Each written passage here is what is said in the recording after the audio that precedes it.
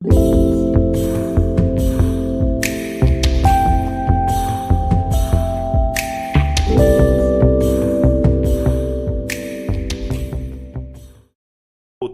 pro sul da Itália de novo. Aí fui pra Corigliano Calabro, cara. A cidade da liquoriça, sabe a liquoriça, aquela coisinha preta, o licorice que eles chamam? Não, Nunca viu as balinhas, aquelas bebidas que é o licorice, a liquoriça? Depois você vai... Mas vou experimentar. Depois eu te mostro até uma balinha, cara. Tem muita gente, tem gente assim que... Por exemplo, pessoas mais idosas não podem tomar, porque ele dá uma aceleradinha no coração, aumenta o batimento cardíaco, uma coisa assim. Mas é totalmente natural. Ela é colhida em árvores, assim, na beira do mar, assim. Tanto que Corigliano Calabro tem o Museu da Liquoriça, velho. É muito legal, muito legal. E Corigliano é sul da Itália, é Brasil também, né, meu? Brasilzão também. Lá foi um dos anos, assim, que montaram um time aleatório que, assim, vamos tentar entrar no playoff. Cara, classificamos em primeiro. Jogamos semifinal contra o quarto. Cara, foi... superamos o limite. E aí a Natália já tava no rolo já. Aí ela já tava no rolo. E aí... E ela passando os perrengues, né? Cara, só que aquela época ali a gente era muito novo, né? A gente era muito novo, então nada era perrengue. Tudo é engraçado. Perrengue começa até agora, com o filho. Cara, casa, o filho, a cama do filho, a mala do filho, a viagem. Agora é uns perrenguinhos assim, mas é uns perrenguinhos positivos, gostoso, né? Mas a Ná vai vir aqui pra contar as histórias, os perrengues. A Natália, você se prepara. Os bastidores. Show de comédia, porque... Eu vou vir de fraldão, porque senão eu vou mijar nas calças. Ela é muito engraçada. Enfiei essa mulher em cada problema, cada rolo, cada cidade, que cara do céu. E eles são tudo pequenininho, né? Coreano. Eles não são tão pequenos, sabia? Não, eu achava que ia ser... Eu já tinha esse estereótipo. Nada, cara. Os caras que jogavam com o Felipe tinha gente mais velha, não, mais alta que ele ainda. No vôlei, mas tudo bem, mas até na rua. Tudo bem, as velhinhas, desculpa. Eles encolhem. As idades mais antigas eram tudo pequenininha. Ai. Lembrando o dia que eu tomei um tapa na bunda de uma velha na Coreia. Bom, do nada? Eu sou do Neida. Eu sou uma pessoa de grande porte, né? É abundância essa senhora aqui que vos fala, né? Então, se você não está vendo no vídeo, não... Sempre quis falar isso. Vamos contextualizar. Não, porque o seu podcast era só áudio, né? Era só áudio. Mas vamos lá. E aí, assim, ela tava vendendo, provavelmente, o que ela tinha na horta da casa dela, antes de começar o inverno, eles deviam pegar tudo e eles botavam pra vender, tipo, na rua mesmo. Era uma cidade muito pequena que eu morava, meio rural mesmo. Então, eles botavam, assim, tipo, abriam um tapete e ficava bem, assim, sei lá, de 200 anos devia ter, saca? Assim, não, mas imagina uma senhora coreana bem velhinha, saca? E ela ficava agachada, tipo, horas, pra vender lá os negócios dela. E ela ficou, eu acho que umas 2, 3 semanas no mesmo lugar. E todo dia eu passava com meu filho naquele lugar. E às vezes eu uso uma calça um pouco mais justa, que numa pessoa normal não vai ficar justa, mas em mim fica bastante justa. E eu reparei que ela olhava pra abundância final aqui, né? E a minha gente falava e dava risada. E eu, annyeonghaseyo. Tipo, dava bom dia pra ela e passava, annyeonghaseyo. E passava não sei o que. E ela, e as velhinhas tudo olhavam pra mim e dava risada. Eu falava, bom, nunca viram uma bunda desse tamanho. Bom, só sei que um dia fui passar, a tiazinha não resistiu. E foi... Ela veio, para, minha bunda. Ok, o que passou? E ela riu?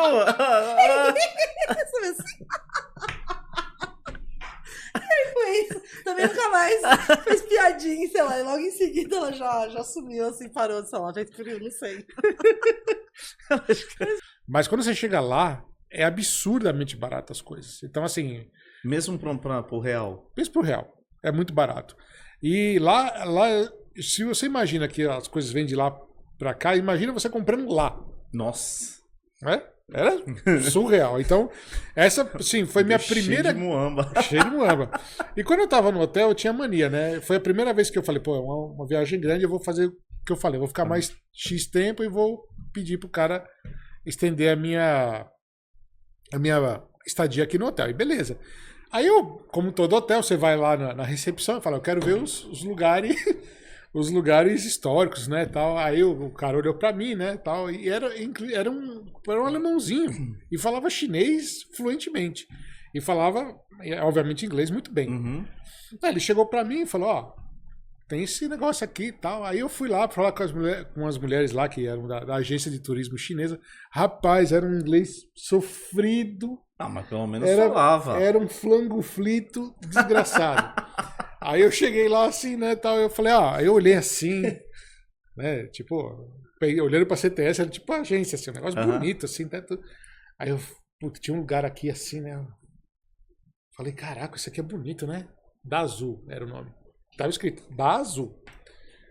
Aí eu cheguei pra mulher, please, I want to go to Da Azul. Né, chinesa, hã? Aí eu, Da Azul? Aí ela olhou assim, né, Da Tu. Tatu, aqui, tá. Aí ela olhou pra mim, não speak English. Tipo, o passeio não falava inglês, né, velho? Um monte de estátua, ninguém fala mesmo, vambora. Aí eu convenci uma francesa que tava nesse evento comigo aí, e ela louca pra ir, né? Uma senhora de idade, um doce de coco. Aí a senhora, pô, vamos lá nesse lugar, né? Aí beleza. Mas ela também não falava mandarim. Não. Quem fala, meu? Só no seu chinês mesmo. Aí a gente pegou o ônibus, né? Tipo assim, vai vir o cara da recepção falou, vai vir um carro aqui, vai buscar vocês, vai levar pra área de ônibus. Só que cuidado lá que é muita gente. Nossa. Vocês não falam chinês, eles também não vão falar inglês, porque lá, assim, o turismo deles é deles. Eles não estão acostumados ainda, né? Eles viajam muito, né, pra fora, mas nem tanto, nem todo chinês. É o chinês rico que viaja pra fora. Só o chinês rico. Só que tem muito chinês lá. Nossa, muito. Então, que mais tem você imagina. Aí o cara chegou pra mim e falou, o recepcionista falou assim, vai ser esse pessoal, mas, né? Aí chegou a chinesa lá no outro dia de manhã, chegou a chinesa lá e tal. Datu. Aí eu falei, é o meu, né? Aí eu chamei a francesa, vem cá, é nós aqui, tal. Aí ela olhou pra mim, eu. Que maravilha você. Você só falava, vou roubar sua carteira agora, Aí o recepcionista chegou, falou em chinês lá, deve ter falado, eles não falam, tá em inglês. Tá. Ela pegou um adesivozinho com como é que fala? Com uma foto de Dazu, que é escrito em chinês. Entendi. Aí ela pegou e literalmente no meu peito assim, né? Que é tipo assim, era pra identificar que você ia pra Dazu. Aí eu cheguei lá parado, eu e a francesa assim, né? Olhando de um lado, do outro, né? Aí chegou o chinês. Aí eu só fiz assim, ó. Beleza. Aí pegou, a gente subiu no ônibus e foi. Aí, aquela coisa, cara. Os isso amigos, é importante. os amigos. Fala pro pessoal de casa aí. É verdade, aí eu vou dar uma dica pra vocês. Escolham quem vai viajar com você. Não adianta experiência, né, a experiência. Não adianta você pegar um cara que ele anda bem de moto. Não é só o andar bem de moto. É o convívio, é que nem um relacionamento marido e mulher. Você tem que ter o mesmo gosto, e nós, tudo que a gente decidia, nada era discutido. Vamos fazer isso? Vamos. Vamos fazer? Vamos. E isso daí... E vai cedendo, né, um pouquinho vai aqui, cedendo, porque é normal, entendeu? Mas é o que dá mais certo na viagem, é isso. E tinha hora que dava errado? Tinha. Mas ninguém falava, não, todo foi decidido, tá decidido, acabou. É isso aí. Eu acho que foi muito importante essa viagem. Até, assim, eu conheço o Robertão, né? Eu deixei minha moto. Ele fez minha moto no Senna, né? No John Player. E foi dali que eu vim conhecendo ele, né? E a gente pegou uma intimidade muito forte. E ele começou a me levar pra pista, a conhecer o outro lado, né? De moto. E foi a primeira viagem. Foi a primeira viagem que eu fiz com esse velhinho aqui. Eu falei, nossa, vai dar muito ruim, mas deu muito bom. E nossa, assim, foi uma viagem especial, com amigos de verdade. O Igão aqui foi um cara, é um fenômeno. Aí que a gente conhece as pessoas na hora boa e na hora ruim, né, Igão? Então eu acho que foi muito legal a parte que a gente fez de Curitiba, Blumenau, até... Borinho, as pessoas têm muita curiosidade, né, quando fala assim de segurança de voo e tal. Tem uma amiga minha que ela morre de medo de turbulência. Tá. E ela fala, ai, turbulência, nossa, balançou. Ela sempre pergunta, balançou muito, balançou muito. E eu já falei pra ela, turbulência não derruba avião. Tem um incômodo, né? Não é ruim. Não é confortável, né? Você passar por essa situação. Normalmente, a turbulência, né? Ela acontece ali no voo de cruzeiro. Nós temos principalmente três etapas do voo. Nós temos a decolagem, nós temos o voo de cruzeiro, que é onde eu tenho a maior parte do voo, e eu tenho o pouso, a descida para o pouso, né? E normalmente a turbulência vai acontecer ali no voo de cruzeiro. E os acidentes normalmente acontecem ou na decolagem ou no pouso. Exatamente, a maior parte. Estatisticamente falando, acontece ali ou na decolagem ou no pouso. E não no voo de cruzeiro, que é onde as turbulências acontecem. Mas turbulência não derruba avião. Deixando claro aqui que... Eu saí da faculdade, eu fui trabalhar no Maxud Plaza. Fiquei 2 anos como comercial no Maxud, onde quando o Maxud era demais, o máximo, era. Chiquíssimo, como diria a Cíntia Chagas. A Cíntia né? Chagas, exato, chiquíssimo. Trabalhei lá naquela época que ainda existiam 5 restaurantes, que vinham todos os artistas. Teve uma vez que veio o Rick Martin, vocês não têm ideia da loucura que era. Eram meninas fazendo reserva para ficar no mesmo andar que o Rick Martin. E como elas descobriam o andar? Elas não descobriam. Elas pediam o andar da presidência. Só que sempre, quando a gente faz uma reserva para um hóspede desses, a gente já fecha o andar. Só que algumas conseguiam. Sabe aquela coisa? Sei, o jeitinho, do brasileiro, né? o jeitinho brasileiro. Conseguiam. Então, assim, quem não podia ir no andar dele, não tinha acesso. Quem já estava no andar dele, a gente via algumas coisas, né? Meninas saindo de baby doll, de camisola no corredor. Ia pro quarto dele? Ia pro quarto dele. Mas era divertido. A gente participar disso era muito divertido, porque a gente tinha, como comercial do hotel, a gente tinha que subir, bater no quarto, pedir pra moça não fazer mais isso, porque não pegava bem pro hotel, essas coisas. Enfim. Mas foi muito louco. Foi muito louco. Não tem muita... Fã não tem. Passa por cima de tudo. É verdade. Primeiro passo de tudo é o desejo, né? O objetivo. Então, tem que ter clareza do objetivo. Quero viajar. Pra onde? Tem que saber. viajar. Cara, você sair daqui, atravessar a fronteira da cidade, você viajou. Se for pra Praia Grande, você já tá viajando. Viajou. Então, primeiro passo é o desejo, é o objetivo. Tem que ser claro isso. Poxa, eu tenho um desejo de viajar pra Europa. Tá. Esse é um passo 1. Passo 2. Fazer um planejamento básico, dimensionamento de custo básico. Poxa, uma viagem para a Europa vai custar 6, 8 mil de passagem, uma diária de 150, 200 euros por dia, se for ficar uma semana, 1.400 euros. Você tem que fazer um dimensionamento básico e ver. Fala, poxa, 20 mil reais. Eu ganho 2. São 10 meses sem gastar nada. Que é impossível, não tem como, né? Muito impossível. Tem que comer, né? A não ser que você mora, por exemplo, com seus pais, você pode guardar tudo que você ganha, seus pais bancam tudo, em 10 meses você paga a viagem. Então tem o quê? O objetivo, tem um planejamento básico de dimensionamento, aí eu venho para levantar o recurso, que é a grana. Como é que vai se levantar essa grana? Vou parcelar com os meus pais, sem juros? Vou parcelar no banco pegando empréstimo?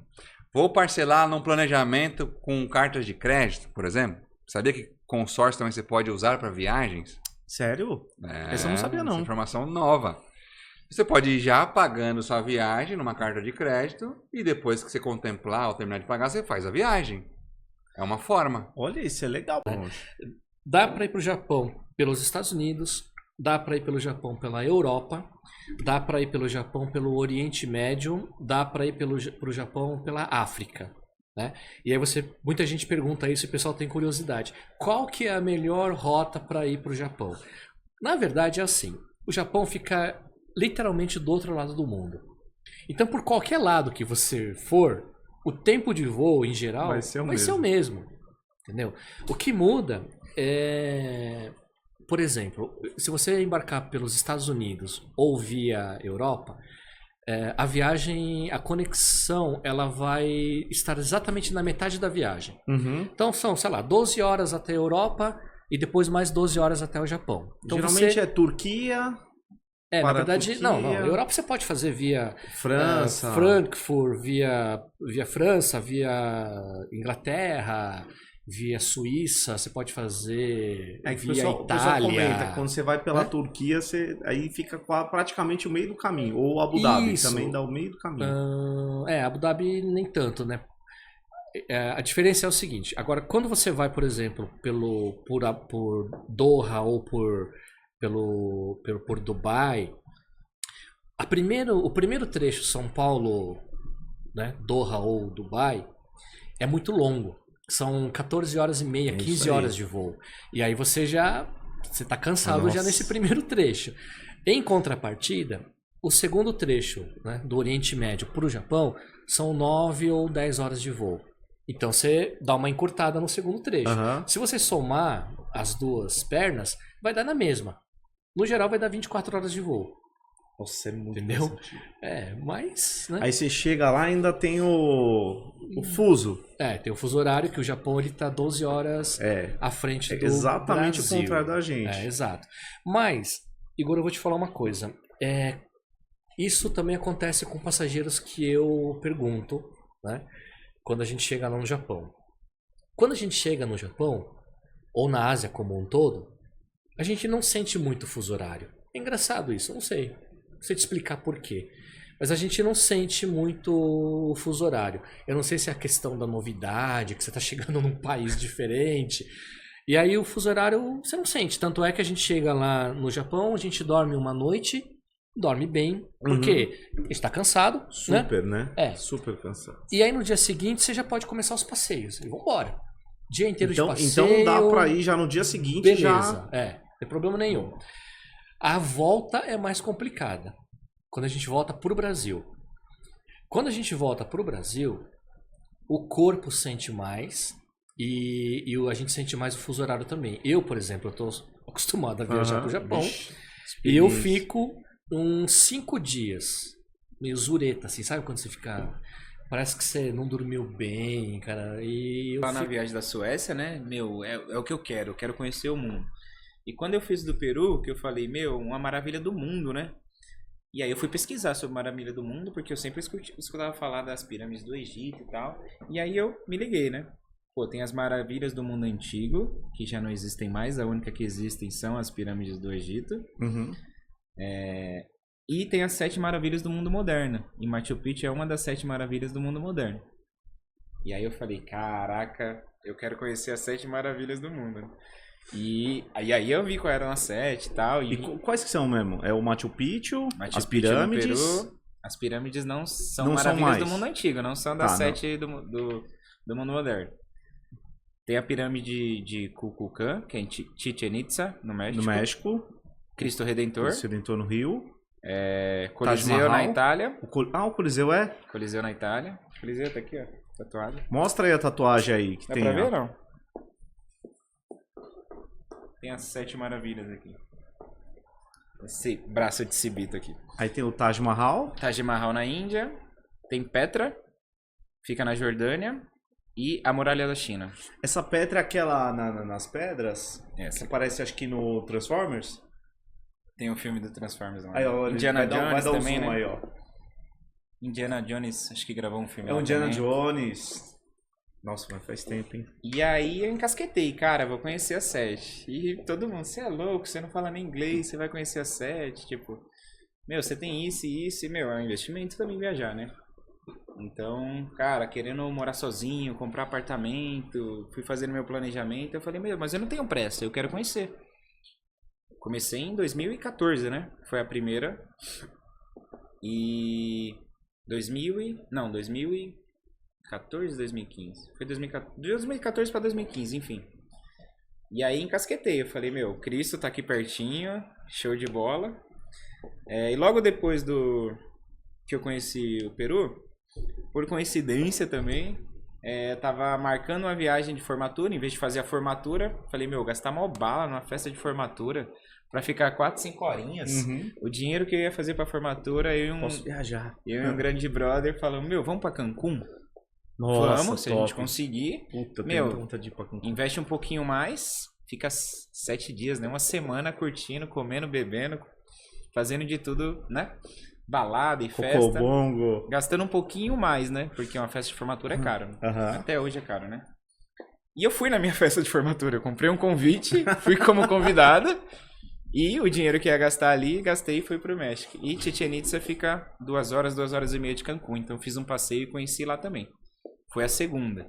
Quando eu voltei, fui pro Rio de Janeiro e conheci o Cristo, que ainda não conhecia. Que era o mais próximo, mais fácil, mais acessível, né? Mas acabou sendo o terceiro. E aí, fui planejando. Foi passando os anos. Demorei 8 anos e meio. Até que foi rápido. Mas conheci a 7. Até que foi rápido, relativamente rápido. Foi bem... Foi assim, de todos... Mas uma viagem internacional que eu coloquei como um desafio pessoal foi essa de 2010. E realmente é um desafio pessoal, né? Porque imagino. A primeira é muito complexa. Depois fica fácil, mas a primeira vez é complexa. E quais as dificuldades que você teve? Olha, bom, do deserto. Primeiro que é o clima, né? Teve o clima, acho que tem um clima, tem a altitude também, que é um ponto.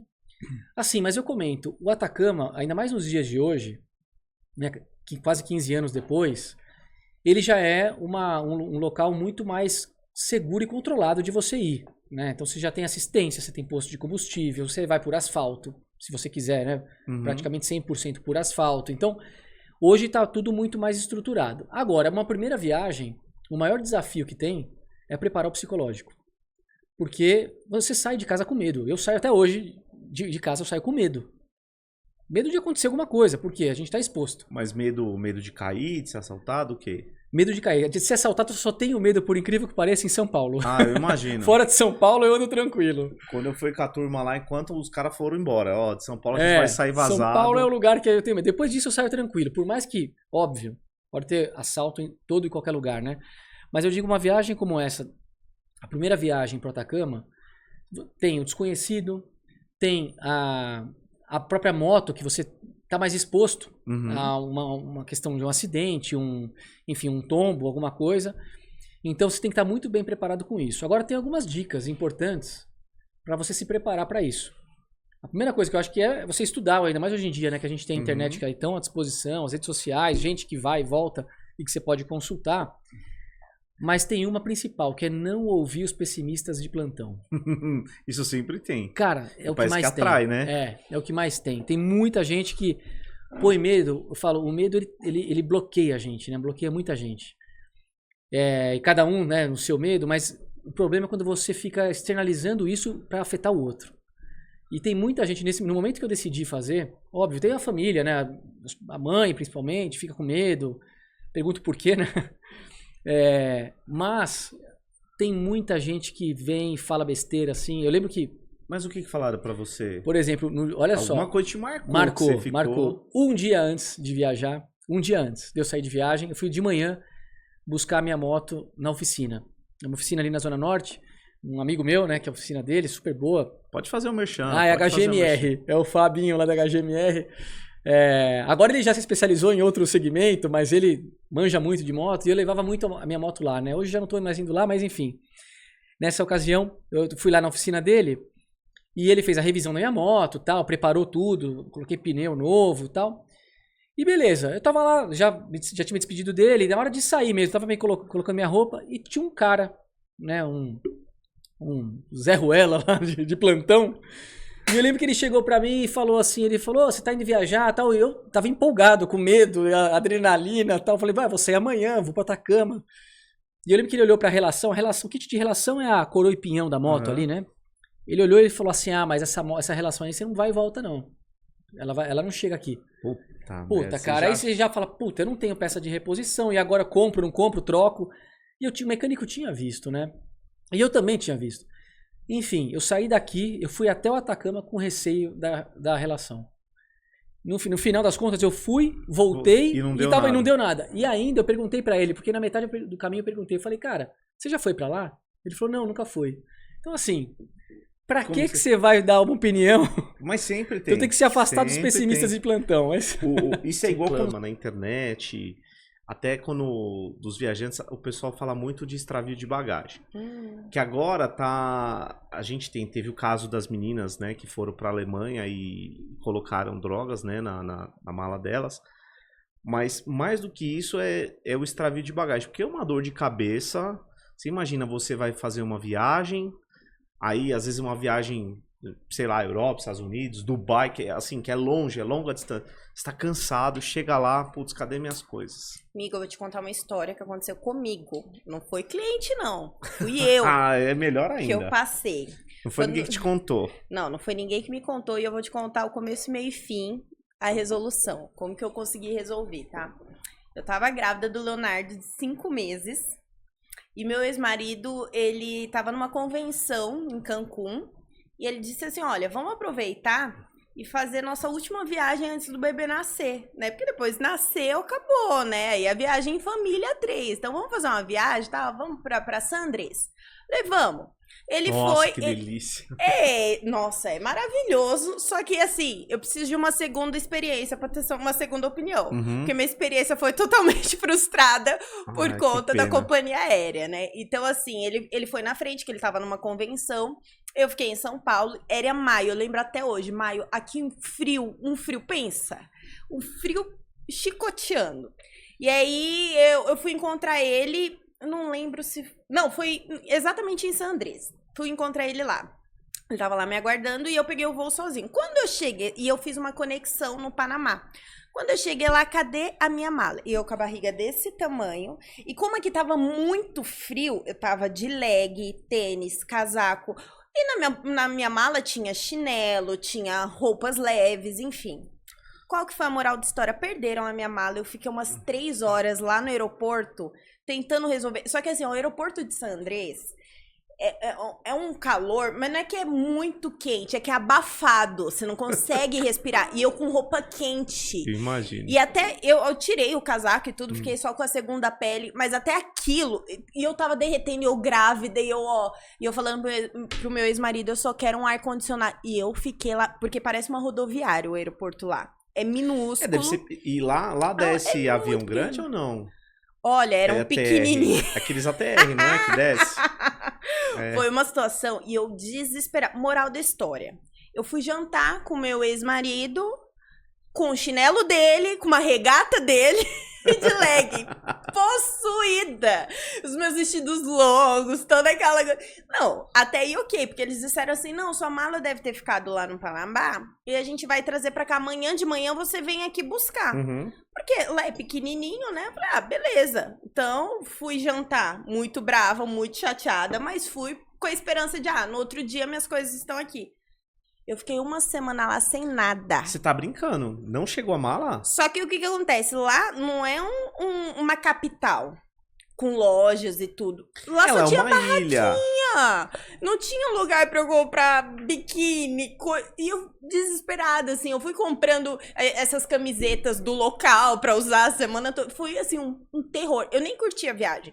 Porque todos os dias eu fiquei na esperança de chegar... Você não tinha suas coisas, é horrível. Não, eu tava, amigo, apavorada e grávida. Tudo se potencializa. Nossa. Mas não. Eu ia perguntar da bolsinha do eu já fui adiantado, né? Não tinha bebê ainda, mas quase que eu tive lá em San Andrés, de tão brava que fiquei. A moral da história, voltei pro Brasil, né? Ainda tentei resolver com a companhia aérea, porque lá também tudo desencontrado, é aquele meio portunhol, aquela coisa toda, tentando resolver e tal. E, enfim, aí chegou aqui, eu falei, aqui eu tô no meu quadrado, mandei e-mail e tal. Não resolvi, eu esperei uns 18 meses, e eles me enrolando, não, mês que vem. Nossa, eu falei, 18 meses pela mala? Fui e propus uma ação, uma demanda, pedi os danos materiais, pedi o valor da passagem, pedi o valor da hospedagem, pedi danos morais e ganhei tudo, graças a Deus. E a sua mala nunca chegou? Não sabemos pra onde que ela foi. Nossa, você perdeu tudo. Tudo que tinha lá ficou em algum lugar, mas a gente conseguiu as indenizações, né? Sempre, para todo mundo que tá começando no mundo do vinho, né? Antes de ver rótulo, Eu acho que tem que entender primeiro o que ele está buscando, né? Você tem vinhos jovens, geralmente os vinhos jovens você tem que tomar eles, se a gente está em 2024, são vinhos de 2023, 2022, 2021, são vinhos mais jovens. Você tem os vinhos reservas, que são os vinhos que passam por barrica de carvalho, eles ficam 12 meses, mais ou menos, cada país tem a sua regulamentação, mas em geral são países que ficam pelo menos 12 meses de barrica de carvalho, pode ser francês ou americano, né? São vinhos de guarda, então são vinhos que você pode tomar, são vinhos a partir de 21, de 20, de 19, são vinhos mais antigos no rótulo, tá bom? Geralmente são chamados vinhos reserva. E tem os vinhos Gran Reserva, que são os vinhos que ficam de 18, 24 meses. Aí depende muito a característica do enólogo, do vinho, para poder colocar ele numa barrica e deixar por mais tempo. São vinhos que custam mais caros, mas são vinhos que você pode deixar na tua adega durante 10 anos, 12, 20, 30, depende muito do vinho, que ele vai amadurecendo, ele vai melhorando. Então, se você abrir um vinho que ele está em guarda de 10 anos, abrir ele 10, depois tomar um outro vinho de 15, são completamente diferentes, que ele está evoluindo na garrafa. O marketing, você falou uma coisa, reserva, né? Que é legal, é importante, reservado. Que muita gente eu mesmo não sabia. Isso é importantíssimo. O que aconteceu? Quem lançou esse marketing do reservado foram os chilenos. Por quê? Porque eles tinham uma demanda muito alta de vinho, tinham muita uva, tinham que envasar os vinhos, e o país aonde eles estavam vendendo, exportação, porque o chileno não toma vinho reservado, tá? O rótulo reservado, ele não toma. O chileno sabe o que é um vinho reservado, esse reservado vai para exportação, ele vai para o Brasil, ele vai para países que não têm tanta cultura do vinho, né? Do consumo do vinho. Então o que eles faziam? Tudo que sobrava de vinhos, e eles não poderiam deixar em tanque, porque vinha uma nova safra, eles tinham que fazer toda a parte de vinificação e envase, eles colocavam numa garrafa e colocavam no rótulo escrito reservado. E aí o que aconteceu? Começaram a vender esse vinho como reservado e começaram a confundir o consumidor. Pô, reservado é melhor que reserva.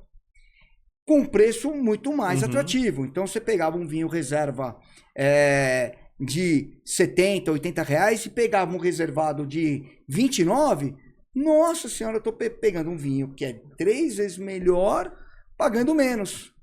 Isso começou a entrar no mercado, reservado, e acabou penetrando muito. Mas o vinho reservado, ele não tem passagem por barrica de carvalho. Às vezes eles usam alguns chips de madeira, que é interessante. Sabe chá? Quando a gente bota o saquinho de chá no copo, eles usam chips de madeira num tanque de aço inox, mergulham aquele chip de madeira carvalho durante uma semana, deixam lá, para dar um pouco de gosto de madeira no vinho, rotolam e vendem o vinho um custo muito mais acessível. Então, tanto é que é muito popular justamente por causa do preço, né? Sem dúvida. Então a gente tem que só tomar cuidado, né? Para não cair nessa armadilha. Então eu recomendo que vocês sempre verifiquem. E outra coisa que é interessante, o reservado não tem safra. Então não tem safra.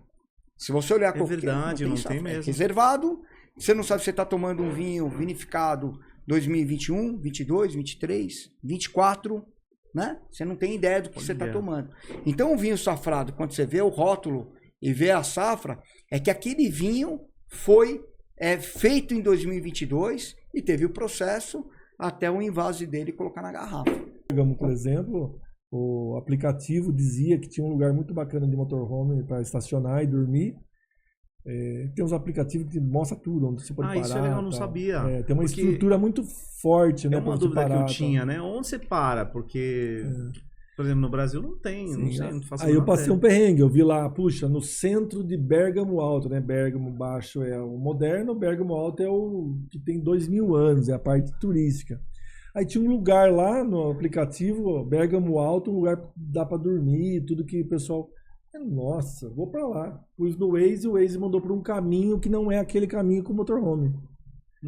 Então, quando eu cheguei num lugar, começou a ficar estreito, e começou a incomodar o trânsito. E aí até que um cara veio, deu sinal, falou, olha, eu faço motorhome americano.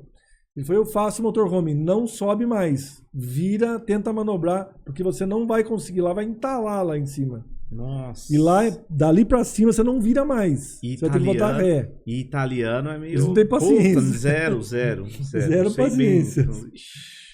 E aí, a gente ficou ali 1 hora para conseguir manobrar aquele motor, porque não tinha lugar. Eu tive que ir uma loja tirar 2 carros pra gente conseguir entrar dentro do estacionamento da loja.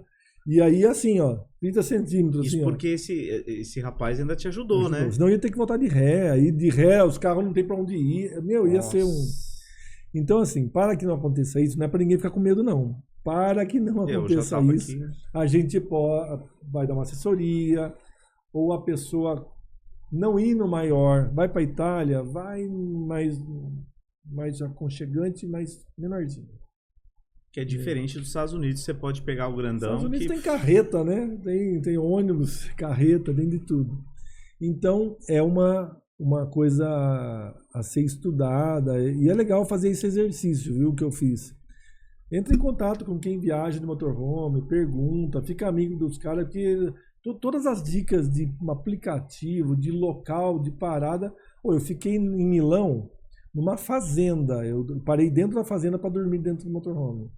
Paga baratinho. A fazenda tem lojinha de verdura, você colhe na hora.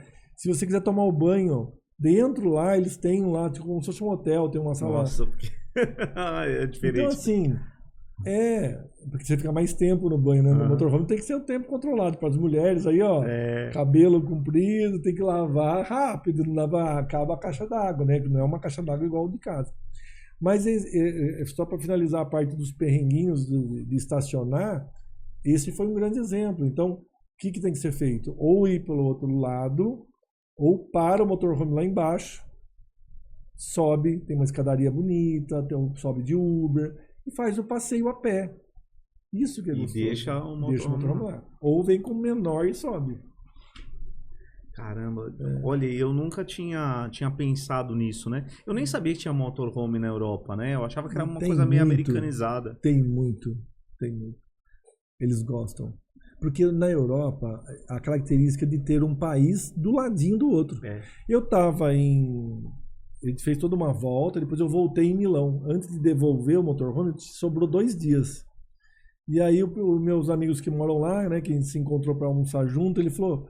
vamos jantar, no jantar, vamos ler na Suíça? Eu falei, mas como assim? Eu tinha visto que era perto, mas eu falei, mas não é complicado de passar a fronteira? Eu vi que era perto, mas... Ele falou, não, só tem um selinho no vidro, aquele selinho aqui, ó. Já... Vamos lá, entramos na Suíça, jantamos na Suíça, vamos no outlet lá bacana, um monte de lugar, voltamos. Então, o motorhome tem essa vantagem, você não vai e volta, você só vai. Né? Se você está num hotel... Você tem que alugar um carro, ir para Veneza, você está em Milão. Você vai para Veneza, 200 quilômetros, passeia e tem que voltar para Milão. Você perde esse tempo, não perde? Perde. Porque se você pegar um hotel em um lugar, depois em outro, depois... Nossa senhora. Não, check-in, check-out. Quanto tempo você perde no check-in, check-out? Fora que mala também é um perigo, né? Mala, check-in, aí você aluga o carro, aí devolve o carro. Motorhome não. Você está em Milão? Você vai para Veneza. Você já foi. Agora você vai para outro lugar. Você não aí você fala assim, não quero... Agora já viu o que eu tinha que ver, vambora. Eu fiz essa rota, né? Milão, Bérgamo, Verona, Veneza. Nossa. Depois Bolonha, Parma. Então assim, você faz um trajeto que você só vai. Você não volta, você só vai. E você consegue usufruir a estrada. Né? Então eu cheguei... Indo para Milão é Lago de Como. Vamos ver o que é esse Lago de Como. Aí minha filha lá de navegadora falou, pai, esse lugar é maravilhoso, tem o Leonardo DiCaprio, tem casa lá, os artistas, né, George Clooney, tem um monte de gente, e é famoso porque é lindo. Foi 2019, a gente trabalha muito no setor do turismo, a gente trabalha muito com viagens, com esse mercado de mercado corporativo, que é tocado aí pelo nosso amigo da CTS. O mercado corporativo, ele é muito forte nesse segmento também. Nosso amigo Felipe, né? Nosso vizinho Felipe. Um abraço, Filipão. Mas essa vida do turismo, ela provoca que você acaba conhecendo muitas coisas, né?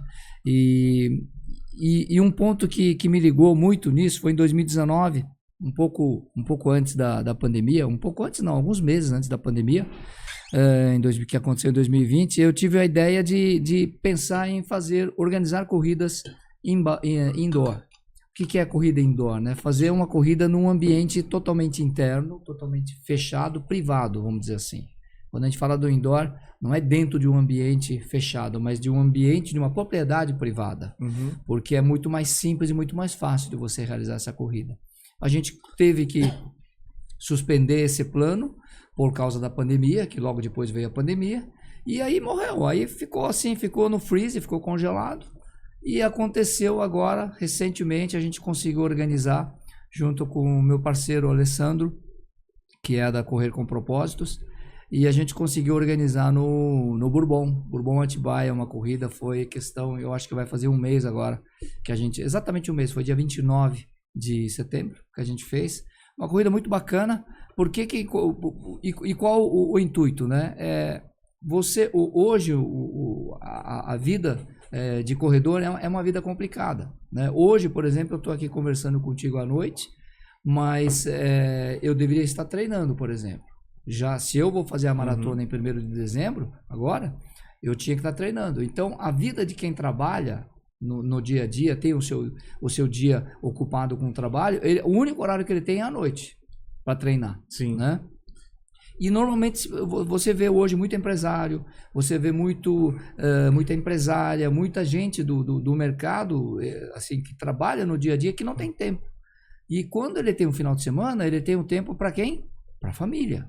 Normalmente é isso, né? Deveria ser assim. Aí que a gente pensou, falei, pô, por que não, então, eu não posso organizar uma corrida onde o cara tá com a família, tá com a esposa tá com o marido, tá com os filhos, num lugar que ele pode deixar os filhos brincando, num hotel, lá no resort, e ele, por exemplo, fazer uma corridinha de 5 km, 10 km, tranquilo, sem problema nenhum, mas com cronometragem, com uma camiseta, ganhando uma camiseta de corrida, uma camiseta bacana, ganhando uma medalha, entendeu? Tirando fotografia, né? O pessoal das corridas tirando foto dele. Por que ele não pode fazer isso? Foi isso que a gente pensou. E aí a gente conseguiu realizar no Bourbon essa corrida. E foi muito legal, muito bacana. E tem toda a estrutura, né? Porque tem a estrutura do hotel, então você acorda, você já tá lá no lugar da corrida. A gente monta uma estrutura perfeita, é como se ele tivesse numa corrida de rua ali saindo do Pacaembu, que sempre tem corrida lá na Charles Miller, né? É como se ele estivesse saindo de lá. Então tem toda uma preparação, aí o pessoal faz aquecimento, tudo, tem todo aquele networking, né, que acontece lá dentro, naquele momento da corrida, tudo isso ambientado num local indoor.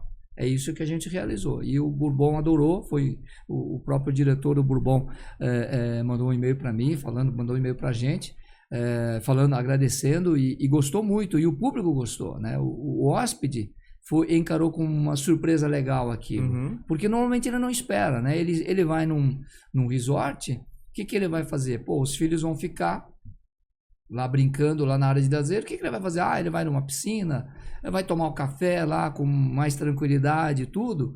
E o que mais? Para ele, como pai lá que está com o filho, ou para a mãe que está lá com os filhos, entendeu? Não tem outra coisa, né? Dentro de um resort, via de regra, né? Ele tem que dar dando atenção mais para os filhos. Então a gente organizou exatamente essa diversão para ele, né? Enquanto os filhos estão dormindo tranquilos no quarto, porque a corrida foi 7 horas da manhã, tava meio friozinho, mas o cara tá lá 7 horas da manhã correndo como se fosse correr na cidade de São Paulo, em algum lugar aí na Marginal, no Pacaembu, como se fosse qualquer lugar, entendeu? E a lança aí, né? Com certeza. E eu tenho uma dúvida, assim, já para conversar, claro, vamos lá, com chave de ouro. Quanto acho que essa é a dúvida que mais a galera tem. Alguns cartões de crédito, eles têm o seguro viagem no cartão. Qual que é a diferença do seguro do cartão para uma contratação de um seguro à parte? Cara, excelente pergunta para começar. E essa também é uma das dúvidas que eu mais recebo, não só no trabalho, né? Não só lá na Allianz Travel, mas também de amigos, de colegas. É sempre importante, quando a gente fala de seguro, não só o seguro viagem, mas de seguro, que o segurado leia as condições gerais do produto. Eu não leio nem os termos de uso. Os termos de uso, né? É importante porque a grande maioria dos seguros do cartão de crédito, eles são por meio de reembolso. O que significa que o cliente, o segurado, a pessoa precisa pagar a despesa com o próprio cartão e depois a seguradora, que está vinculada ao cartão de crédito, vai fazer o estorno disso. Vai devolver, vai usar um termo técnico, tecniquez, vai indenizar, ou na linguagem mais geral, vai estornar aquele valor que foi gasto por conta daquela assistência. E é claro, não só na seguradora do cartão de crédito, mas em qualquer outra seguradora, é sempre importante você entrar em contato com essa central para fazer a abertura do seu processo e com isso você ter o registro dentro da seguradora do que aconteceu, porque também é uma outra dúvida que a gente estava até falando aqui nos bastidores, e muitos clientes que vão viajar tranquilos de que tem o seguro do cartão de crédito, compram um medicamento ou vão até o médico e não acionam o seguro do cartão. E aí depois, para você reaver esse dinheiro, é um grande desafio. Porque, poxa vida, como é que você vai depois garantir? Às vezes você não guardou o canhoto, não guardou nota, dificilmente guarda. Então é importantíssimo você sempre entrar em contato com a operadora do cartão para dizer, eu estou passando mal, estou com algum problema, qual é a instrução? Mas, normalmente, o seguro do cartão de crédito ele trabalha por um modelo de reembolso, enquanto o seguro viagem propriamente dito, ele tem um misto das duas alternativas. Você pode tanto contar com o reembolso, dependendo da situação, mas, principalmente, você conta com a rede do seguro, a rede médica, a rede que não é só, é uma outra dúvida que as pessoas têm. Você não tem só uma rede de hospitais em caso de emergência, mas você tem direito a um atendimento, claro, dependendo do que está dentro da contratação da pólice, mas o seu atendimento pode ser por meio de telemedicina. Você nem precisa sair do hotel. Isso eu não sabia. Mas, por exemplo, principalmente para questões mais simples, né? Igor, uma dor de cabeça, um mal-estar, um estado febril leve. Então, você pode usar aí o serviço de telemedicina. Se você tiver uma complicação um pouco maior diagnosticada aí antes do serviço de telemedicina ou até pela telemedicina, algumas operadoras, algumas seguradoras oferecem o que a gente chama de house doctor. Então, eles direcionam o médico até o seu hotel para te dar esse primeiro atendimento. Se é algo muito pontual, um problema de ouvido, um problema de garganta, um problema ortopédico, que não é urgente nem em caso de emergência, mas é algo um pouco mais complexo, a rede médica pode também te direcionar para uma clínica específica. Uma clínica ortopédica, uma clínica dermatológica, uma clínica de otorrino. E em um caso mais crítico, mais grave, vai para o hospital. Depois a gente vê o que vai fazer para te dar esse atendimento. Então, dentro de toda a estrutura de uma seguradora, especificamente da seguradora, né? Falando, vou citar muito dos nossos exemplos dentro do Allianz Travel, mas dentro do nosso processo, por exemplo, a gente tem uma triagem que no momento da sua ligação, a gente já consegue entender qual é a melhor forma de prestar esse atendimento de uma forma que isso seja prático para você, isso não te tire de uma situação cômoda, confortável, e já direcionando para o nível de criticidade que você tem dentro daquele caso, daquela situação. Então esse é um ponto importante que vale a pena a gente reforçar, desde a pergunta do caso do cartão até como que uma seguradora trabalha. Por exemplo, e aí fiquei 2 dias em Olinda também. Que eles falam que é o maior carnaval do Brasil, né? Cara, é muito louco de Olinda. É uma disputa lá, né? Cara, eu gostei muito do de Olinda, mas é roots. Não é pra qualquer um. Entendeu? É roots. é lotada, cheio. É muito E cheio. aquela ladeira que tem, que você falou em Minas, tem pra você subir lá também. Nossa. Né? E eu tenho uma experiência que foi o único lugar. Vou contar isso aqui. Eu fui roubado por uma menina, cara. Puta merda. Pior que vem da onde eu você falei não... menina porque na época eu era menino também, né? E sempre vem de quem você não espera, né? Cara, ela era mó gata. E eu fui ficar com ela, né? Ela passou, pegou na minha mão e falei, mano. Ah lá, já tá rindo aqui o Samuca já. A menina pegou na minha mão, né? E começou a me levar atrás de uma banca de jornal. Eu falei, pô, agora eu se consagro, né? Todo mundo assim, meus amigos não estavam acreditando. A menina mó gata. E aí tô aqui ficando com ela ali atrás, não sei o quê. Tá, né? Aí paramos, né? Tipo, ninguém ia também terminar ali, né? Então paramos, cada um foi pra um canto, eu fui procurar meus amigos, quando eu boto a mão no bolso, cadê meu celular? Enquanto eu beijava ela aproveitou pra me furtar. Então, tipo assim, é Ruth, não, você tem que tá esperto. Caraca. Não pode ser bobão que nem o Paulistão aqui quando foi pra lá. Ah, mas é na experiência, né, também. Exato. Porque às vezes você tá mais malandro, né? Porque tem um amigo meu que mora lá na Bahia, então ele me dá vários toques. Sim. Todas as festas ele fala, ó, você vai pra tal lugar, cuidado com isso. Ah, tá. Então assim, eu já não vou cru, né? Mas ainda assim, meu... Cuidado com a loira do banheiro, linda, né? Tipo, a loira da banca. Mas você dá uma vacilada, já era, mano. O que mais tem é nego tentando... Foi, acho que a única vez que eu fui roubado ali. Foi por uma mulher. Caramba, mano. Pô, mas adorei essa camiseta aí. Pô, cara, essa camiseta aqui, ó... Eu comprei da Jetlag. Eu achei interessante, eles têm camisa só de coisa de viagem. Eu tenho um amigo meu que trabalha na Gol, ele ia se amarrar nessa daí. Depois eu quero comprar dessa. Cara, e o que eu mais gostei é porque assim, é Guarulhos JFK, né? Que é Nova York. Eu fui muito pra Nova York. Putz, também gosto muito de Nova York. Tô com saudade. Pra mim já deu, Nova York. Acho que eu fui 6 vezes. Ah, eu acho que eu fui umas 4. Minha mãe queria ir, o sonho da minha mãe ir pra Nova York. Sim. Aí ela foi, aí todo ano, não, vamos de novo. Aí eu ia com ela, mas não tem mais o que ver lá, já vi... Cara, eu gosto da Broadway, então, tipo, sempre que eu for vai ter um monte de coisa lá pra eu assistir. Pra quem gosta, é maravilhoso. Embora o dólar estando muito alto, assim, é muito caro ver, né? Porque um ingresso lá custa $150. Então, quando você vai com o dólar a R$3, tudo bem, você vai gastar R$450 pra assistir uma peça lá. Já é caro. Agora, com o dólar a 6... Ah, não tem condição. Você tá gastando R$1.000 pra assistir um espetáculo. Fora o aéreo, fora a comida, hotel lá que tá caro pra caramba. Tá caro, né? Nossa, o hotel tá muito caro lá. O último hotel que eu fiquei lá também foi bem caro. Eu fiquei perto da Times Square. Eu geralmente fico perto ali da Macy's. Tem um hotel lá na... Como que chama? Holiday. Acho que é o Holiday. Que fica ali perto da Macy's. Fica ali na 34. E é bom porque assim, é do lado do metrô. Sim. Tem a Macy's, tem lugar pra comer, tem farmácia, tem tudo perto. Do lado da Herald Square. Meu, é tranquilão lá. Só que dessa última vez tava bem salgado. Então, a última vez que eu fui também, já faz tempo, foi 2017 ou 2018. A galera tava... Todo mundo querendo fazer várias coisas e eu não ia junto, não. Eu ficava... Porque, tipo assim, eu também fui sem grana.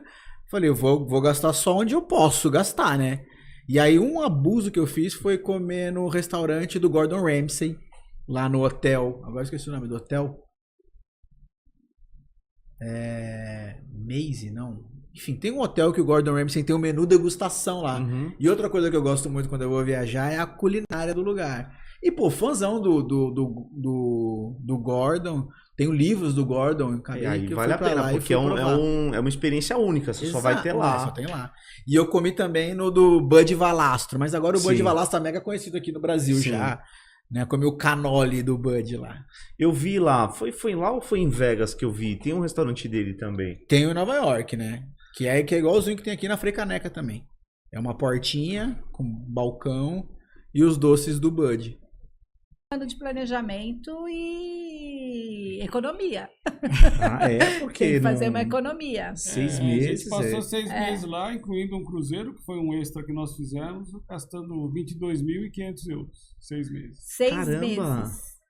Mas pra pensar, não foi muito, porque você faz às vezes uma viagem de uma semana, você gasta 10 mil euros. Exatamente. Planejamento muito bom. E o planejamento de um ano para uma viagem dessa foi rápido. Escolhemos lugares assim mais baratos, né? Foi basicamente 60 dias em Portugal, na região do Algarve, sul. 60 dias foi na Espanha. na região de Valência, entre Valência e um balneário que eles têm lá chamado Boncofa, que ninguém conhece. Vale lembrar também que nós pegamos metade da viagem baixo custo, porque não era férias europeias. Baixa temporada. Baixa temporada. Os preços dão uma subida significativa. Então é bem legal essa dica. Em julho e agosto. Tem que evitar isso aí. Evitar julho, agosto, até setembro, até o meio de setembro. Porque os preços é época de calor, mas também é bem mais caro. E são férias. Então hoje aumenta muito o valor. Hoje, acho que no nosso planejamento, acho que a gente faria 3 meses, nesses meses menores, assim, abril, maio e junho, e deixaria para fazer os outros 3 meses depois de agosto, né? Setembro, outubro, novembro. Mas por quê? Ficou muito cansativo? Não, porque os países ficam muito cheios, né? É muito tumultuado. Firenze, por exemplo, e sem falar do calor, né? Nós pegamos 42 graus em Firenze. E é diferente do calor daqui, né? Não. Aqui venta bastante, né? Calor não São Paulo. São Paulo é abafado, mas no geral, no Brasil, no geral, venta bem.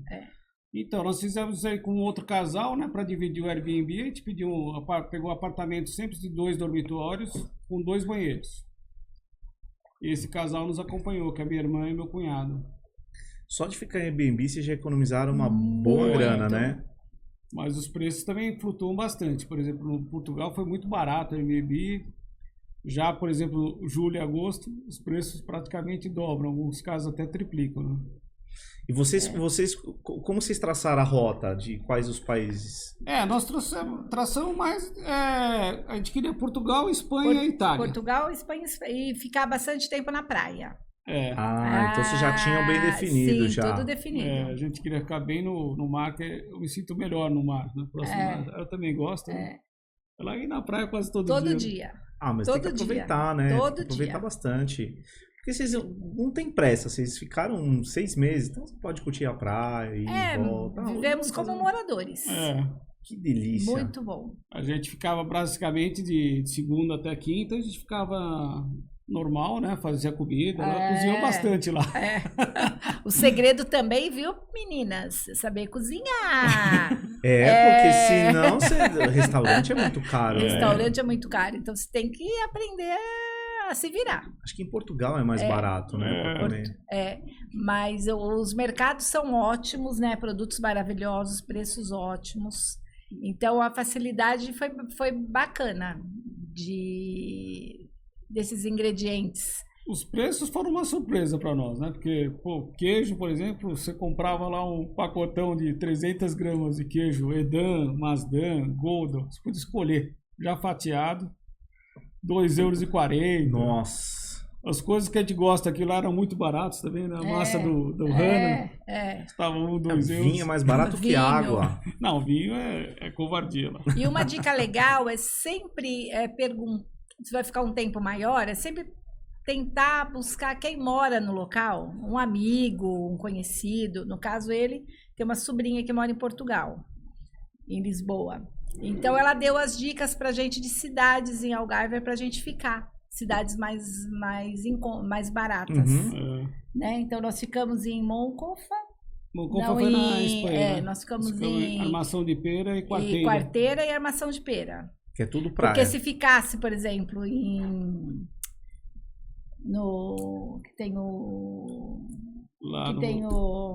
Lagos. Lagos era mais caro. E onde tem a Marina? Vila Moura. Vila Moura. Se ficasse em Vila Moura, que era o quê? De 1 quilômetro de distância, já seria quase o dobro do valor. Nossa, então são dicas muito legais. 1 quilômetro só. A gente ia direto para Vila Moura, passear na Marina e pagando bem menos na hospedagem, onde nós vocês estávamos. alugavam um carro? Alugamos um carro por 3 meses. E aí vocês andavam lá. Em Portugal eu nunca ouvi alguém falar que tem restrição. Na Itália que tem umas regrinhas que é meio... eu tirei uma carteira de motorista internacional, né? Pra não ter problema. Pra não ter problema. Eu vi até que o pessoal dos torcedores do Botafogo fizeram lá, a arquibancada ficou bem legal. Ficou muito legal, muito legal. E aí, na ocasião, a gente estava falando que eu tinha acabado de chegar de viagem, a esposa a família da minha esposa, a Regiane, é lá do Mato Grosso, né? Fica ali entre Cuiabá e Rondonópolis, fica numa cidadezinha chamada Jaciara. E é uma cidade que tem um potencial turístico muito grande, Jaciara, porque é uma cidade que tem tem cavernas, Tem cavernas, tem rios subterrâneos, tem cachoeiras belíssimas. Então, Mato Grosso tem muita cachoeira. o ecoturismo ali é um potencial muito forte do ecoturismo em Jaciara. Né? Tem áreas de termas, águas termais, então são águas quentes. Então é uma região muito gostosa. E Nobres, que fica um pouco à frente ali, fica a 120 quilômetros de Cuiabá, era uma região que eu não conhecia. Eu nunca tinha ido. E olha que eu estou há 18 anos casado e eu vou há 18 anos para o Mato Grosso. Então eu vou sempre lá para a fazenda e tudo mais, só que Nobres eu não conhecia. Aí nessa ocasião agora, nessa última ida, o secretário de turismo lá de Jaciara, que é o Stallone, falou, puta, Fabinho, a secretária lá de Nobres, pô, a minha amiga quer te receber. Eu falei, opa, olha aí a ocasião, vamos embora. Aí fui com a família para lá, passamos, infelizmente foi muito curto o tempo, foi um dia apenas. Mas lá um dia dá para você conhecer bem lá. Fantástico. E tem histórias maravilhosas. A gente foi num aquário, né? Que é o Aquário Encantado. Aquário Encantado. Que lugar maravilhoso. Assim. Nada com os peixes. Nada com os peixes e tal. E tem uma experiência muito legal que você vai, como se diz, você vai flutuando, que é a flutuação, né? Você vai no rio, né? Então você vai acompanhando o rio, eles botam o colete, você vai flutuando, rio abaixo, dá 1 quilômetro de rio, assim, na correnteza. É rasinho, né? E você vai com o snorkel ali, ó. Água transparente, uma água quente, né? Aquela água gelada. Você vai fazendo a experiência de acompanhar, vendo a natureza, vendo os peixinhos e tal. A família estava num grupo ali de 9 pessoas e tinham mais 2, 3 acompanhando, além do guia. Então, todo mundo começou a entrar na água para ir fazendo a flutuação e o meu filho, Rafinha, foi ficando para trás comigo. E o guia foi botando o pessoal na água, né? E o meu filho é assim, aquele menino, ele tem 15 anos. Ele é encantado pela natureza, ele sabe tudo do mundo animal, ele estuda os répteis, ele sabe todos os nomes de tudo que é cobra que você possa imaginar, tipo de jacaré, sabe aquele... Então ele ficou encantado. Ficou encantado. Aí ele ficou assim, olhando, ele olhou para a margem do rio, falou assim, pai, tem uma cobra ali. Aí eu falei, tem não, filho. Aí eu fiquei olhando, sem óculos, né?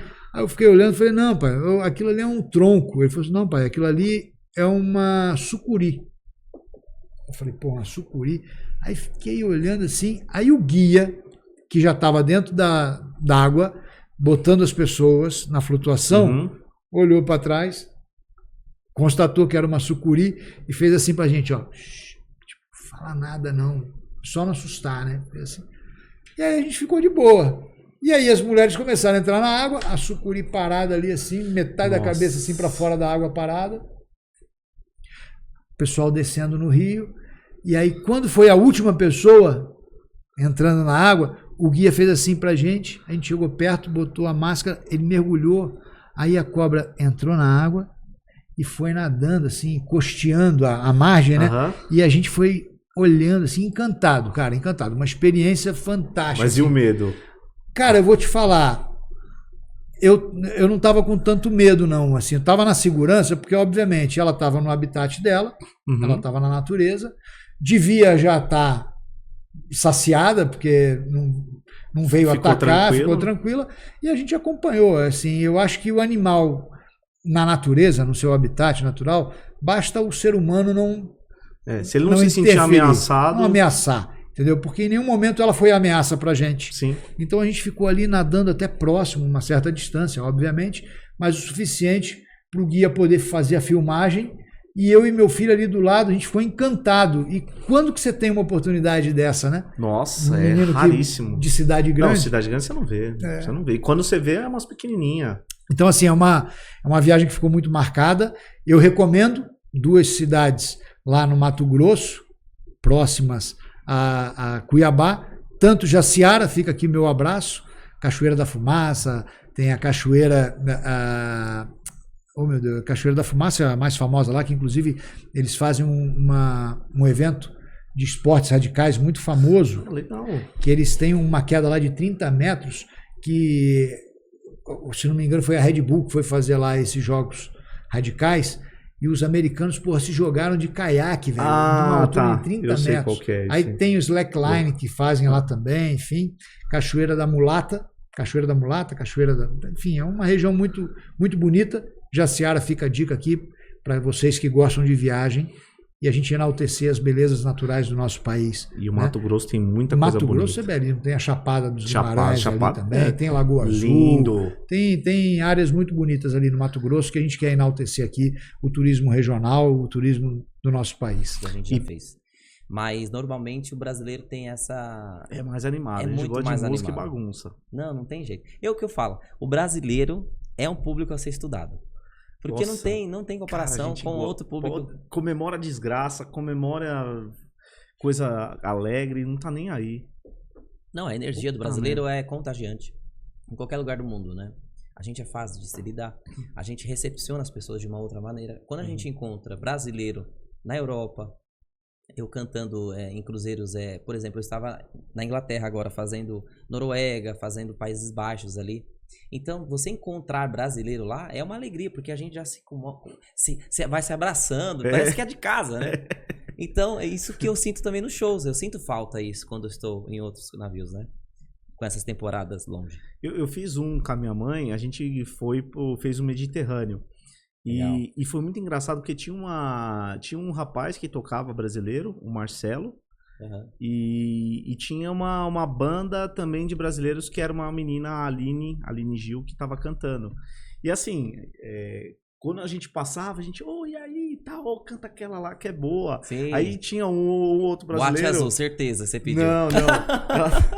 Ela não é a mais pedida dos navios, gente. Eu gosto pra caramba. Se tocar, já era. 2 da manhã, né, ainda. Mas teve uma vez que eles estavam tocando naquele piano bar. Então a gente tava... A gente tinha chegado do passeio... Você tava na costa, esse? Não, esse a gente tava no Soberano. Soberano. Que foi desmontado, né? Recentemente. Sim. Aí a gente tava tomando café e tal, e começou música brasileira. Opa, já chegamos perto ali e tal. É contagiante, né? Aí minha mãe pediu uma música, acho que era do Flávio Venturini, que ela gosta. E aí eu pedi uma do Cazuza, porque eles estavam tocando umas musiquinhas mais calminhas e tal. Sim. Mas à noite, na hora do coisa, a gente falava assim, toca Boate Azul, toca Evidências. Aí eles ficavam assim, putz, é difícil porque tem mais portugueses e espanhóis aqui, ninguém vai entender nada. A gente tem que dar uma equilibrada nessas ocasiões aí, eu já passei por isso aí. Aí a gente achou bem... A gente sentiu a diferença, né, do cruzeiro legal. do Brasil pra Europa, né? Sim, que já é bem mais... É mais tranquilo, né? São pessoas mais de idade que frequentam e que não conhecem, né? Tipo, todas as nossas músicas. Uhum. Eu tava fazendo agora na Inglaterra, onde a gente fazia esses países e os ingleses, eles não têm conhecimento da nossa música. Então eu fazia o quê? Garota de Ipanema, Wave. Uhum. A gente fazia mais ou menos ali um Ai Se Eu Te Pego, Barabará. Essas eles conhecem. Essas músicas antigas e que ainda surtem efeito nessas... regiões aí. Quando você toca, ninguém fica parado mesmo. Porque eles cantam, e tem uma versão do Ai Se Eu Te Pego em inglês, né? Uhum. Então eu intercalo com inglês, espanhol, italiano, pra poder chamar o público mesmo pra mim. E essa questão da língua? Você acaba aprendendo várias línguas, né? Sim. É um ouro que eu digo, né, pra todo mundo que me deram, que me deu, né? Essa oportunidade de trabalhar em navio, você consegue aprimorar a sua língua, inglesa, espanhol, francês, italiano. Eu tenho o domínio dessas línguas, mas não é aquela coisa igual a nós aqui, né? Fluente. Não é nativo, não tem como. A gente consegue, né, se comunicar ali, sair do aperto, mas é uma coisa que melhora bastante para as pessoas que querem trabalhar em navio. Mas quando você foi, você falava o quê? Você falava inglês já? Eu não falava nem português, mentira. Não, para você trabalhar em navio, você precisa falar pelo menos o básico do inglês, né? Saber o que é direita, esquerda, você ter noção do básico do inglês, você tem que ter. Porque o chefe vai pedir para você coisas em inglês. Se você não fizer temporada brasileira e fizer exterior, por exemplo, Itália, fazer essa região aí, você vai receber ordens e pedidos em inglês. Então você tem que entender. É tudo em inglês, porque tanto a MSC quanto a Costa é italiana, Qualquer companhia. Até no Brasil, pessoas vão falar inglês com você a bordo. Então você tem que entender. Tem que ter o básico de conhecimento. Só fala em português se for entre os brasileiros, né? Sim. E tem um monte, né? Tem. Tem muito filipino ainda? Muito. Tenho amigos filipinos, né? Meu, eles são muito engraçados. São São muito animados gente fina. demais. São animadão. A gente às vezes faz amizade com o camareiro ou com o garçom, que é da Filipina. Eles perguntam bastante coisa. Sim, sim. Esse último contrato eu fiz bastante amizade com filipinos. Eles são bem animados, se encontram na cabine de noite pra gente tomar uma água, um vinho e tal, conversar. É que eu sei que rola as festas dos tripulantes também. Sim, tem. Ixi, aí é a história para outro programa. Que é longa a história, hein? Tem muita festa. Mas muito pelo contrário. É um caminho da fé. Ele é propriamente dito católico, né? Assim. Mas vai gente de todas as denominações e gente que não acredita em nada. Tem muito ateu no caminho da fé. Tem gente que vai fazer o caminho da fé por desafios físicos, assim, para treinar ali, porque é um caminho muito montanhoso. Então, assim, para quem pedala, né? Mesmo para quem corre, tem gente que vai fazendo o caminho da fé. Outro dia eu vi na corrida. Então, é para desafiar também essa parte física. Desafio pessoal. Então, o caminho da fé, ele abraça a todo mundo. Ele não é só para cristãos católicos. E para quem tá em casa, o que é o caminho da fé? Porque eu escuto falar, aí eu fui descobrindo muita coisa. Eu tenho um amigo que ele já foi missionário. Aliás, um abraço aí, Jackson. Ele me contou muita coisa sobre, né, roteiros e tal. E o que é o caminho da fé? Ele parte da onde? Como que é? Vocês falaram do passaporte, né? Isso. Mas tem um ponto de partida específico? Não, tem. Tem o Ou caminho, você pode começar de qualquer lugar? Pode começar de qualquer lugar, mas o caminho da fé, ele tem um trecho oficial, né? Que vai de Águas da Prata até Aparecida. Isso, eu vi.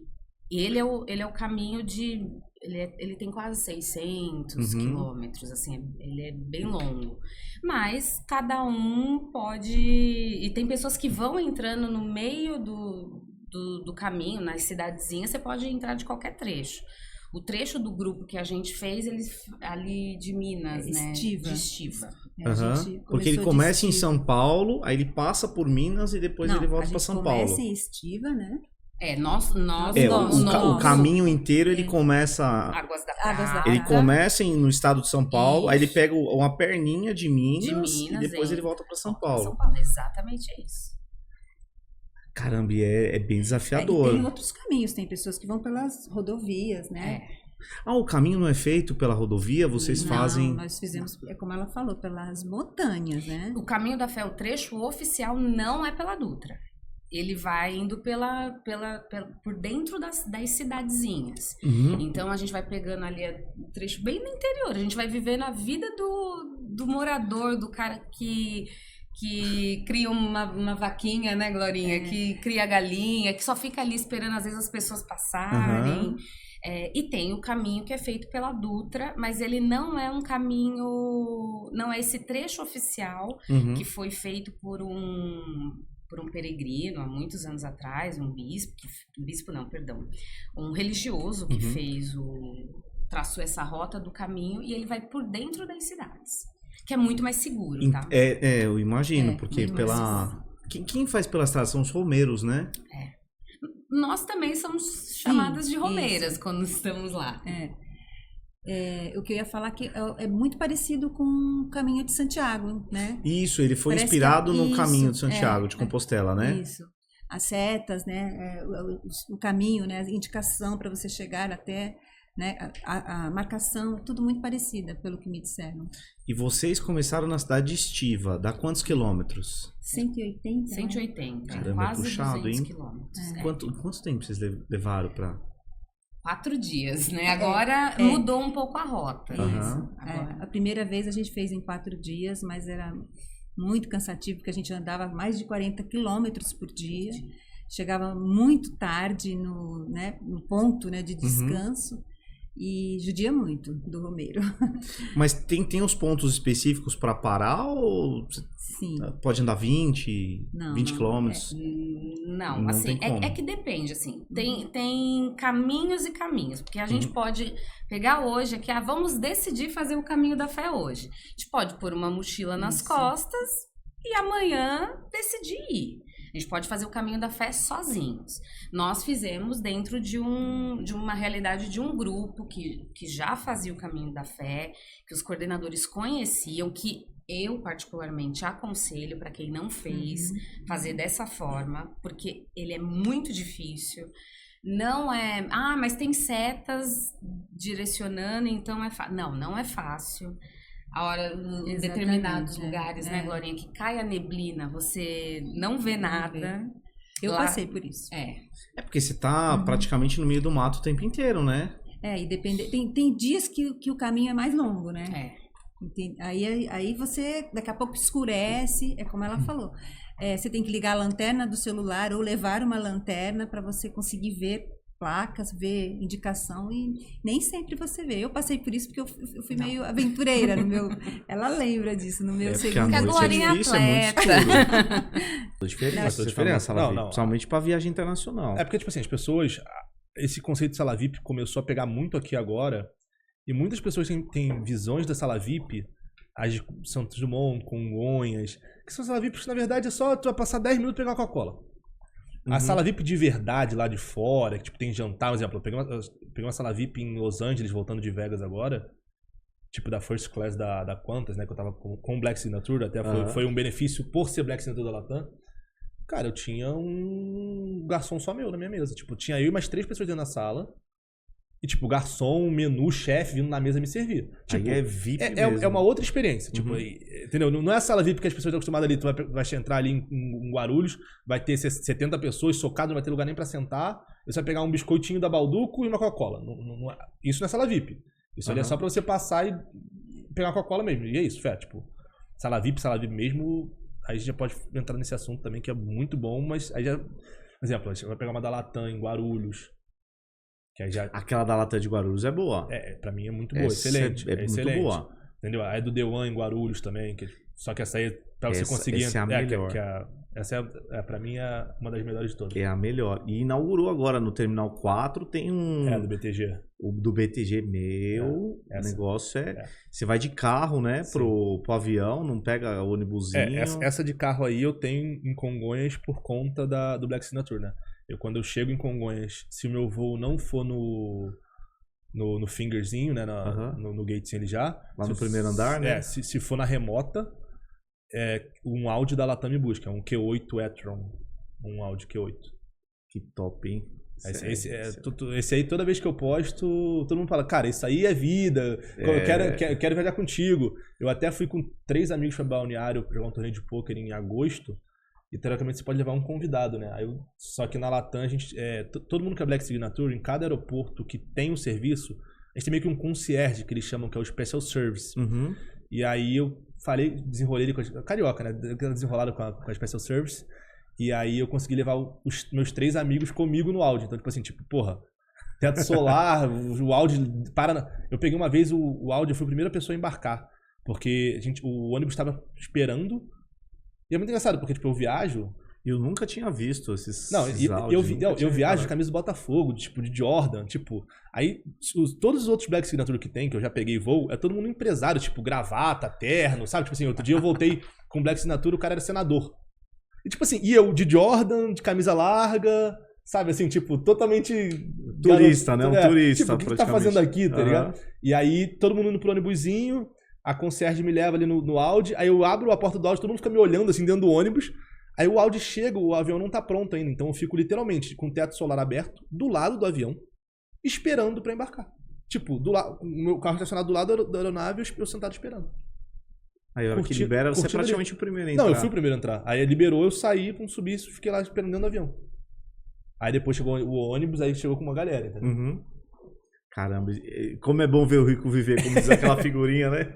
Não, então, e aí, assim, mas só pra gente, já que a gente entrou nesse assunto de Black Signature, de Audi e tudo mais, assim, os benefícios, basicamente, nenhum supera da Latam. O Signature, né? Primeiro porque, por exemplo, eu tenho 14 upgrades para executiva de graça por ano. Então eu compro a econômica e eu fico numa lista de upgrade. Só que com o Black Signature é basicamente certo que você vai conseguir. Sim, basicamente certo.